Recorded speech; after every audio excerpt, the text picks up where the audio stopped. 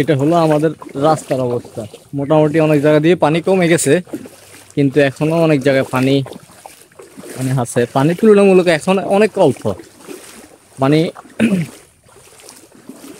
80% পানি কমে গেছে, আর 20% পানি আছে। আর 20% কমলে রাস্তা থেকে নামে যাবে। আসসালামু আলাইকুম, আমি জাহিদ হাসান রবিন। আমাদের এখানে তো মূলত কদিন আগে দেখাইছিলাম রাস্তাটা পুরা মানে পানিতে একদম এক হাঁটুর উপরে পানি ছিল। এখন দেখেন পুরা রাস্তাটা একদম শুকিয়ে গেছে। এখন এই যে সামনের দিকে দেখেন, ওই যে আমার ফার্ম থেকে একটু সামনে পানি এখনো আছে, এখনো রাস্তায় অনেক জায়গায় পানি আছে। আর আমি আপনাদেরকে মূলত আমাদের আজকে ওখান থেকে মানে আমাদের বিল্ডিংয়ের পাশ থেকে গরুগুলোকে আজকে আমাদের মেন শেডে নিয়ে আসছি।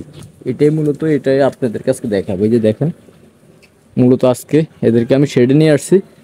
এখন মূলত এই যে আমার এখানে ড্রেন থেকে পানিগুলো যায় নাই, এবং কি বাগানের মধ্যে এখনো পানি যায় নাই। এখন বাগানের কারণে পানিগুলো শেডের ভিতরে মানে গামায় গামায় ভিতরে আসে।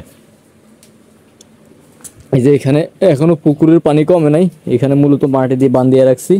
মাটি বান্ধা না থাকলে আবার শেডের ভিতরে পানি উঠে যায়। আজকে আজকে মোটামুটি মানে কড়া একটা প্যারার মধ্যে ছিলাম, এই শেডটারে পুরো পরিষ্কার করছে। মানে এটার মধ্যে তো এক হাঁটুর উপরে পানি ছিল।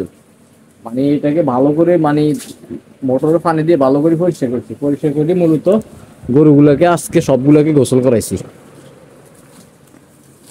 এরা অনেকদিন পরে মানে নিজের শেডে আসছে। এতদিন তো মোটামুটি অনেক কষ্টের মধ্যে ছিল। তো দেখেন, আর এই হলো বাছুরটা, আর এই হলো আমার ছাগলগুলো। সবাই ভালো থাকবেন। আমার হালাল ব্যবসা যেন রিজিক এবং বরকত দান করে।